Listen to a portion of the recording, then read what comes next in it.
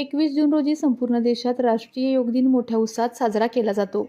देशाचे पंतप्रधान नरेंद्र मोदी यांच्या संकल्पनेतून सुरू करण्यात आलेल्या या योग दिनास देशातील सर्व नागरिक, राजकीय, सामाजिक क्षेत्रातील व्यक्ती सहभागी होऊन योगासने करताना दिसून येतात. योगासनामुळे आरोग्य संपन्नता, शारीरिक तंदुरुस्ती, मानसिक समाधान व शांती प्रस्थापित होत असल्याचे निदर्शनास येते. याच दिवसाचे औचित्य साधून दहिवडी येथील तालुका क्रीडा संकुलात सुरू असलेल्या जीजी स्पोर्ट अकॅडमीने राष्ट्रीय योग दिवसानिमित्त योगासनाचे आयोजन केले होते.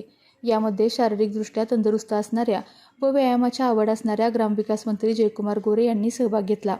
सकाळी 7 वाजण्याच्या सुमारास ग्रामविकास मंत्री जयकुमार गोरे यांनी जीजी स्पोर्ट अकॅडमीत आयोजित केलेल्या योग दिनास भेट देऊन जवळपास 50 मिनिटे स्वतःही विद्यार्थ्यांसमवेत योगासन केले.